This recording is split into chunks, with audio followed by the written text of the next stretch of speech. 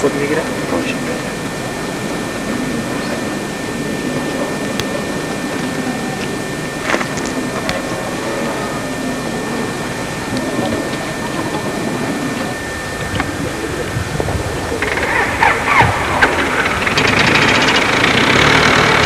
Oh shit.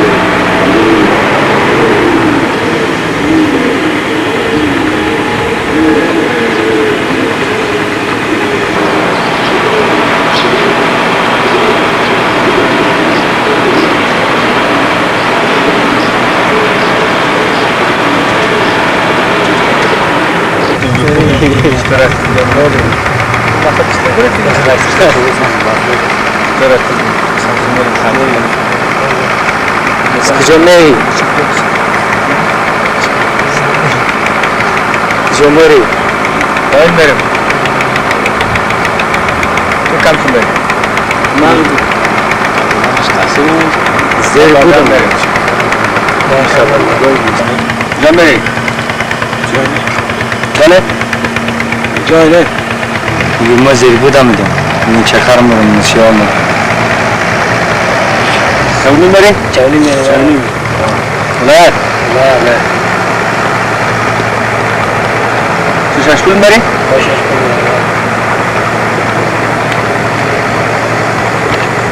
Nasıl herif?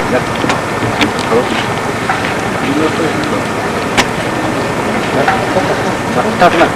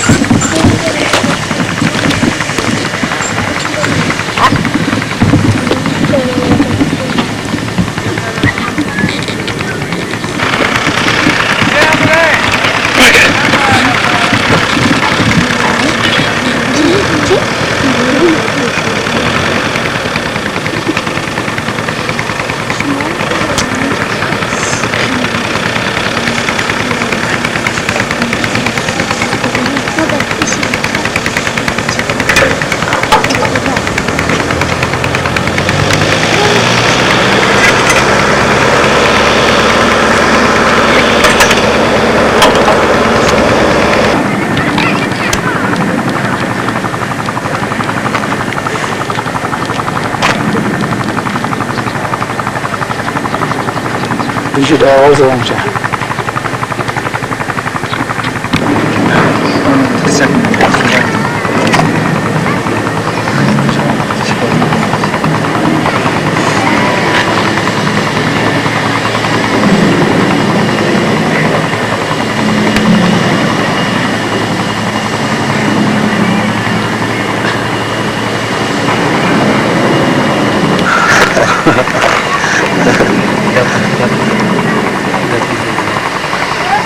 var.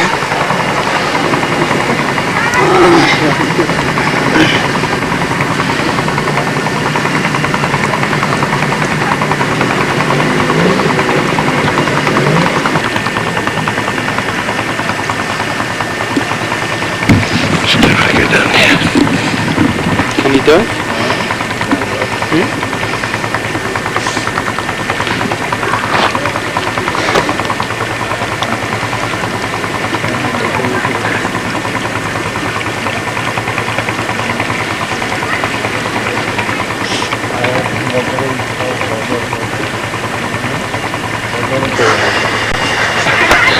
Tuhafı ya.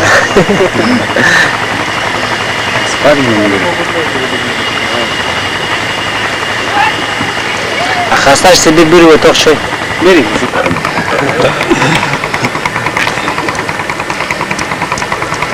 Bola bir şey yapacağım. Sen içer bola.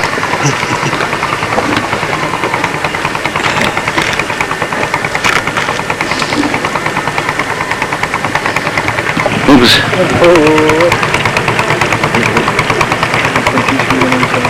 Sonra oldu başta iyi. Tabii götürem seni.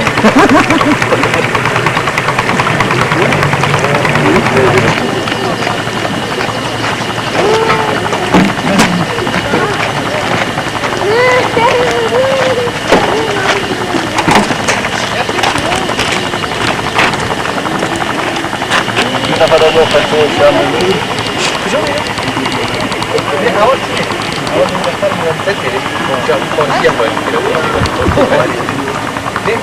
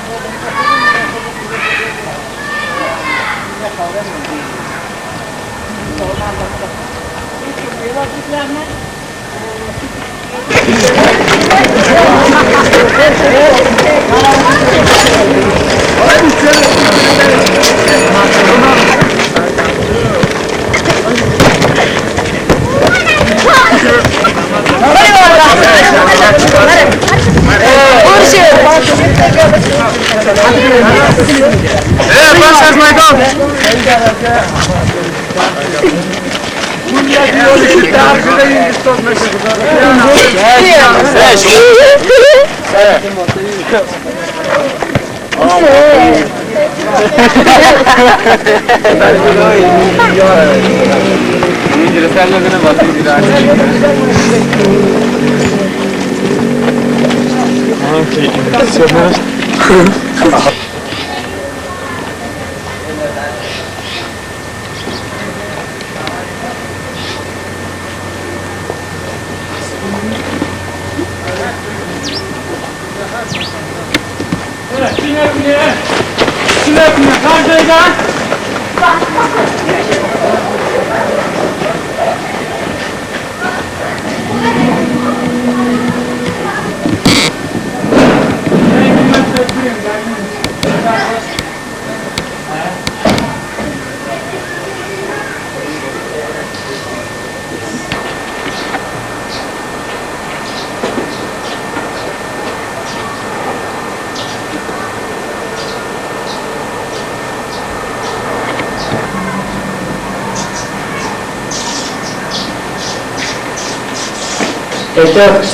Buddha.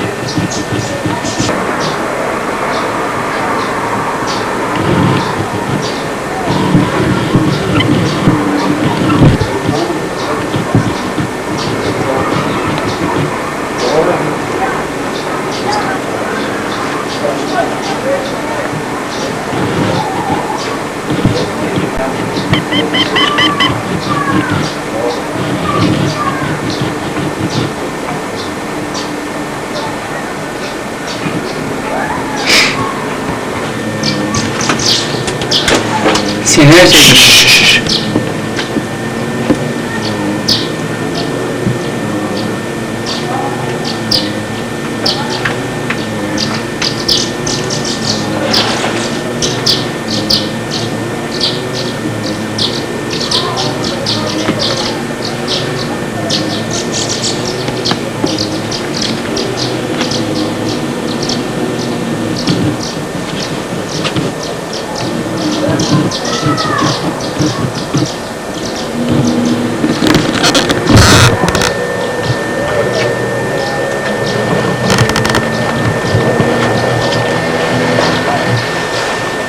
E poi mi fai male sempre.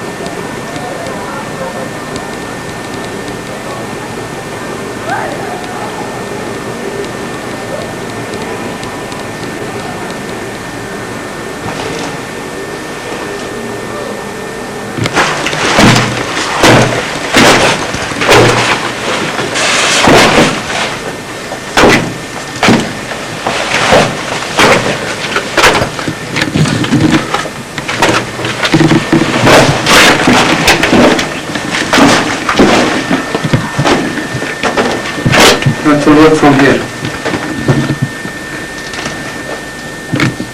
Ready.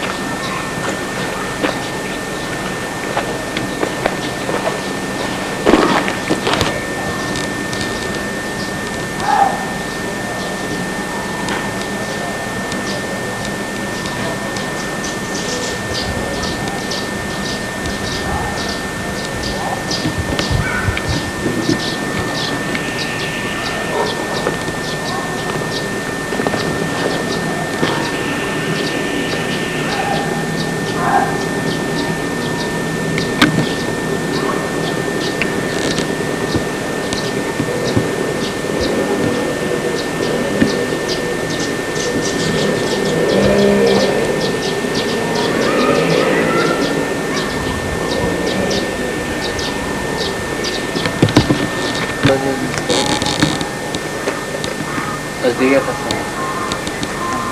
Sudah sih. Hah? Sudah dia sebelah sih.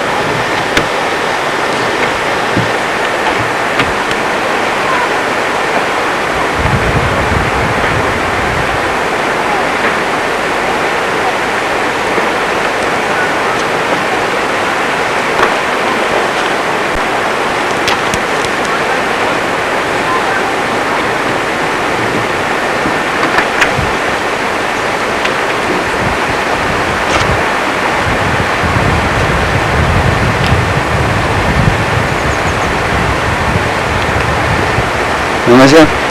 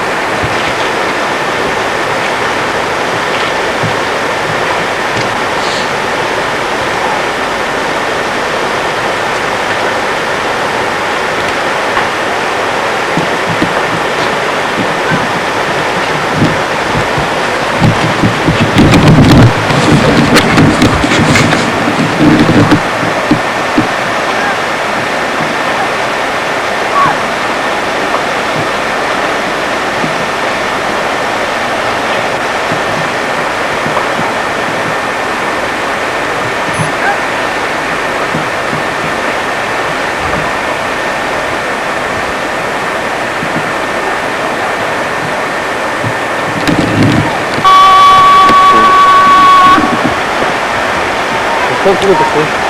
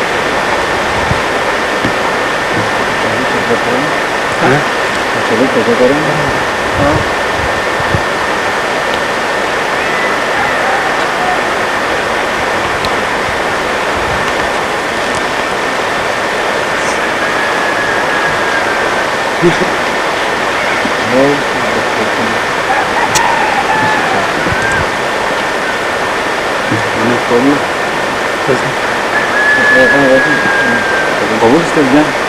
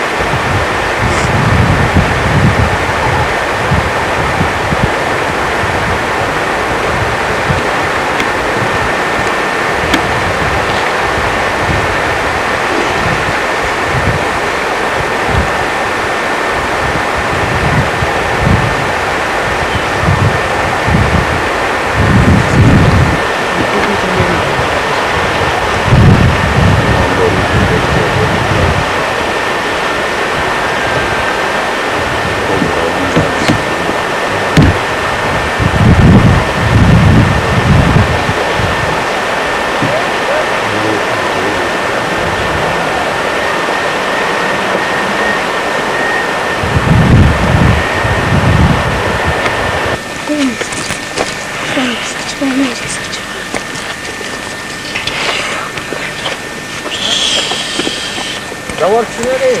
Şimdi karmana bağlamasın. Davul mas koyun bunları ya davul mora bana kayıt ama bağlamasın matar koydu mu?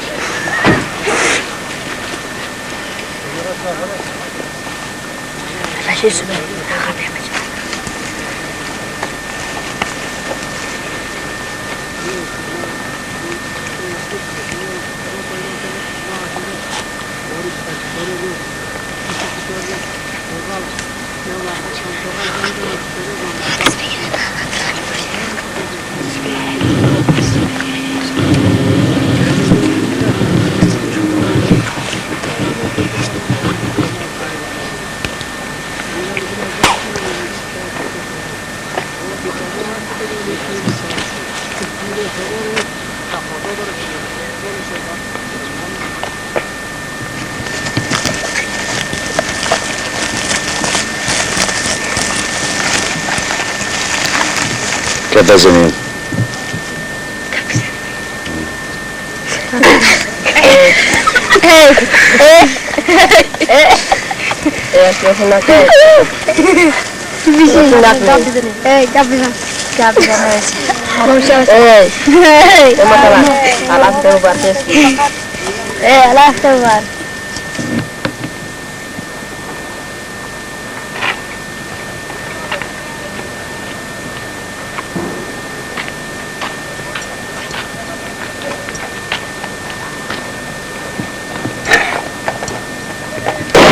Good afternoon.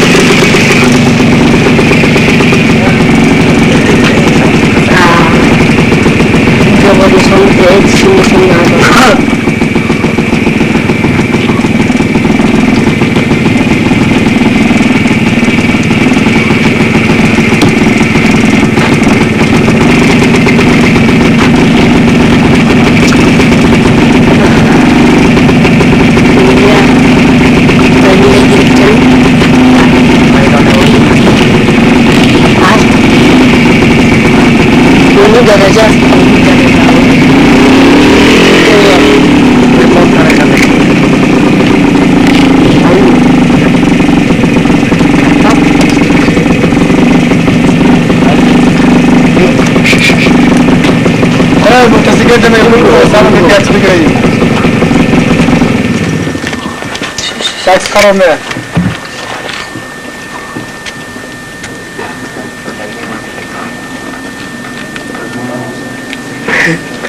صاروا كنت بايمون يجي بس هذا ولا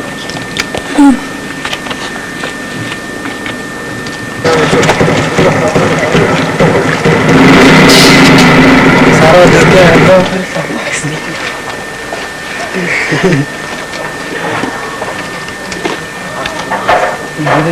Almost calm.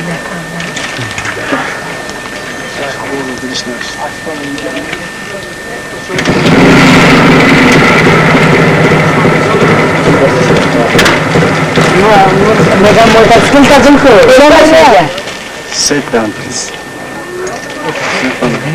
Sit. Stand up.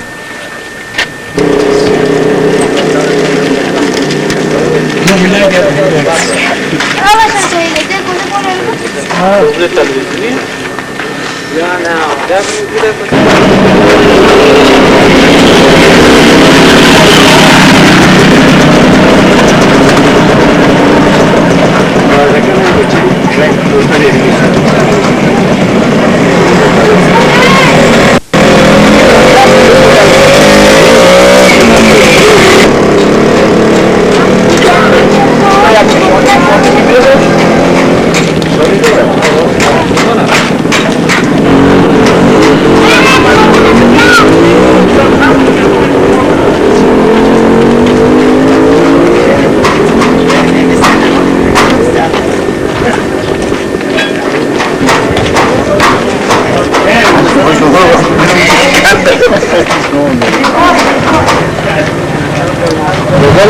Luis? Ya está,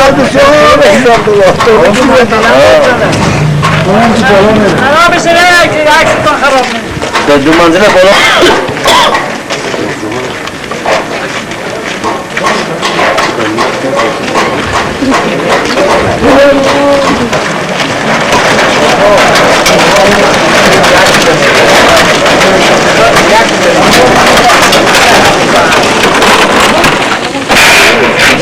خوش شمالو رفتی بود یعنی تو کوتاه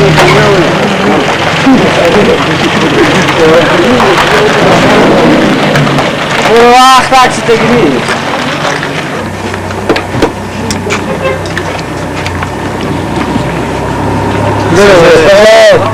باشه برو بسو عبدالله میدم بس دفعه بشه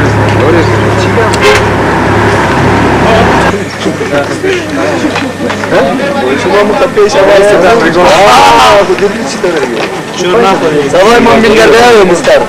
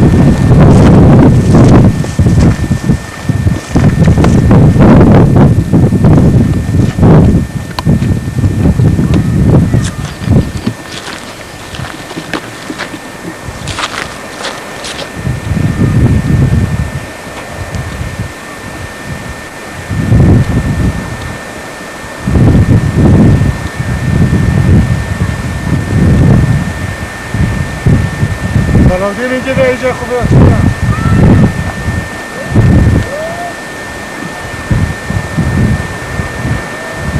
Kalau dia ni sih.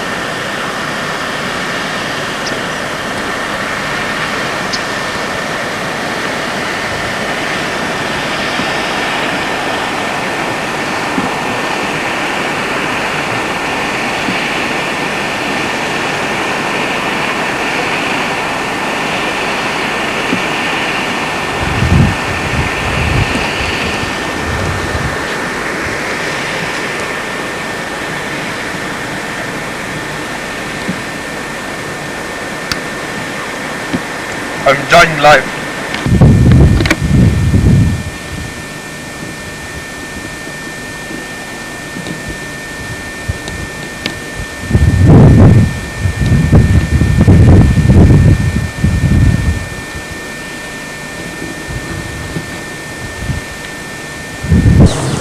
Are you recording? Yes.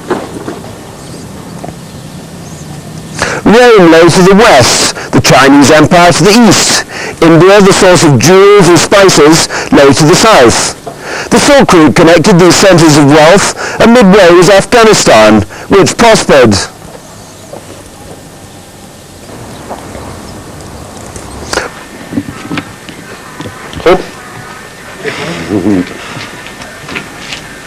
بفرمایید. شروع کن. آرام سے تیار سے فلان گو بسم الله الرحمن الرحیم کاروان معرفت تیز و ترگام زن تیز و ترگام زن منزل ما دور نیست کاروان معرفت تیز و ترگام زن تیز و ترگام زن منزل ما دور نیست کاروان معرفت تیز و ترگام زن تیز و ترگام زن منزل ما دور نیست کاروان پرشرر رسید وقتی دیگر راه تو نزدیک شد منزل تو پرثمر دشمن علم و سواد میخورد خون جگر کاروان معرفت تیز و ترگام زن کاروان معرفت تیز و ترگام زن تیز و ترگام زن منزل ما دور نیست کاروان معرفت تیز و ترگام زن تیز و ترگام زن منزل ما دور نیست کاروان مشترد میهنم همسر جاپان چین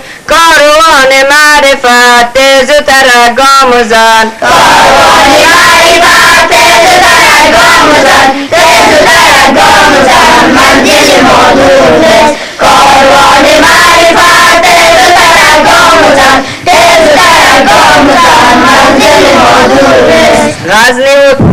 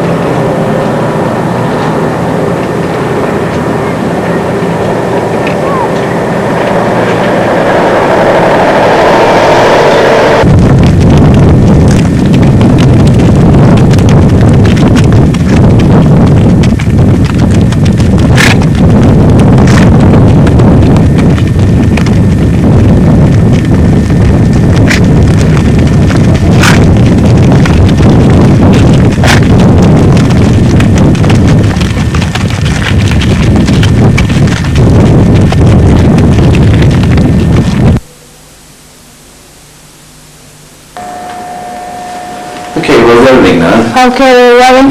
Shall I ask the question? Nancy, having seen the pictures just now of Bamiyan, and you used to know it very well more than 15 years ago, what was your impression of the state it's in at the moment? Well, I was absolutely thrilled to see that so little damage seems to have taken place. We sit here, those of us who do not have the advantage to go to Bamiyan and other areas, and we hear all kinds of rumors. And of course, the destruction of the cultural heritage was, at one point, one of the worst things that the Afghans like to tell about the Soviet invaders. And to put them down as they're so uncouth, they destroy all these beautiful things as part of our heritage. Then when the Soviets left, we heard the same stories being told now about the Mujahideen, that they were destroying without any thought of what their past had been. So it was very pleasant and very thrilling for me to see these pictures. Now, obviously there has been some natural deterioration because these frescoes and the covering on the Buddha figures are very friable, and if they are not taken care of, of course they haven't had it during a war. You don't have archaeologists working around preserving these things. But I think that it's in remarkably good condition, particularly the frescoes on the inside. And I also have heard that the people of Bamiyan are quite aware of the fact that they have the responsibility for taking care of these, and they have not damaged them. And all these stories we hear of bullets and rockets in the middle of the big Buddha seems not to be true, and it's very exciting to see that. Sorry to do a second take. Can I ask me the same question? Yeah, Same question.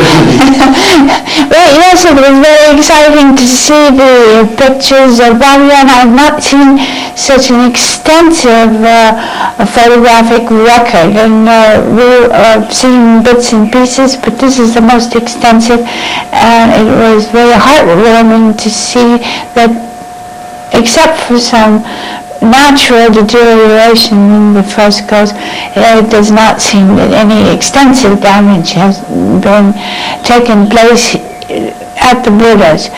I think that, therefore, as usual, we have so many accounts of that the Soviets had stolen this, that they had damaged that, and then when the Mujahideen came, the same stories were told by opposing parties, that the other one didn't take care of their heritage and they were destroying things.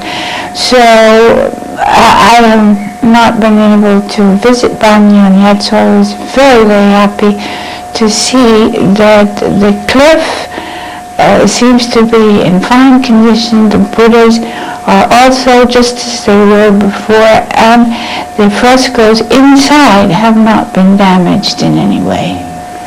What was the importance of Bamiyan when it was built, at the time that it was built, and in the years succeeding that, before the Islamic, the Islamic revolution of those years came to? Yes, well, this is starting in the 2nd and 3rd centuries AD, when you had the fluorescence of your Silk Route, and commerce, the caravans were traveling almost every day and all the time, except during the difficulties of when the passes were blocked by snow. But the caravans were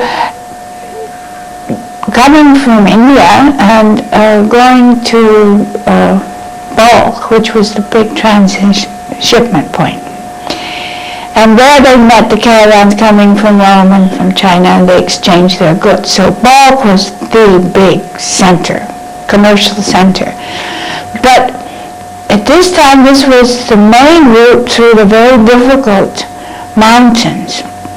Was and midway, exactly midway on that route was this valley of Bamiyan. So there wasn't anything there in the beginning, but as more and more of these caravans came through, a very large bazaar. The bazaar that you see in the film here is very small and humble compared to what the big caravanserais that used to be there. And these caravans were carrying not only goods, they were joined by the intellectuals of the time and by the pilgrims, because it was at this time that the Buddhist tradition was moving or being carried from its homeland in India into Central Asia and finally into China and Japan. Now, the missionaries joined these caravans, and I think it's, having seen the photographs, I think anybody can believe it's such a gorgeous valley, and there is such a huge commercial activity going on there that anybody knew that they had a captive audience there, because all these caravans had to come through there. So they built small Buddhist temple, and then they got bigger and bigger, and then something about these fantastic cliffs inspired during the 4th century to. So the sarais, the commercial caravanserais, got bigger and bigger, and the Buddhist colony also got bigger and bigger because they were taking a lot of money from the passengers. They were giving haven and little guest houses and so on and so forth where people were entertained. So the Buddhist community got larger, and then they created these monumental figures. So that eventually it was the concept of the cosmic being of the Buddha that was taken from Bamiyan across the routes in Central Asia and then recreated in a place called Dunhuang in China, on the western border of China, where the northern and southern routes from Central Asia met. And Dunhuang now is almost an exact replica of what Bamiyan used to be. So that it was not only the concept of the Buddha as a cosmic figure, but also that the art style that had been germinating in India and in other parts of Afghanistan were carried through Bamiyan into China and into Japan, where they exist today. And how did Bamiyan get, when Islam arrived in Afghanistan, what happened then? The face was chipped out and the arms taken off and cloaks taken away? Yes, well, the time of Islam, again, we have the same rumors that we have had about the Russians and the Mujahideen. The same stories are told about Nadir Shah and these others that came, that he set up his cannon and used the Buddha as a figure, as a target. And that is why the legs are gone. I'm not sure. I think that's the same kind of story. I think that it is, this is only clay. When it was carved out, and then the clay was, plaster was put over it, and then wooden dowels held the ropes that made the sense of the drapery. This is all very sort of materials that, and the fact that as much of it is left now as there is somewhat. So I'm not sure. I'm not sure that we should. To blame them for the destruction that we see there today, all of it anyway. But it was true, and this is not only with Islam, but it is true that the spirit of a person or a saint resides in the head. And it is true that sort of systematically in the frescoes you will find these little gouged holes. And the theory is that the Islamic